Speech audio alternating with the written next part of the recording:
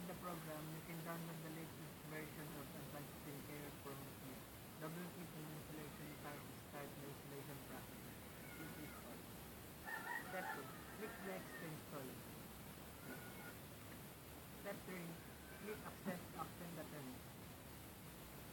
Step 4. Select Accept and install. Step 3. Click Accept to accept the terms. Step 5.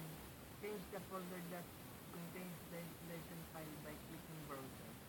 You can leave the default. Click Next. Step 6. Click Next ulit. The installation part takes place. Step 7. Finish the installation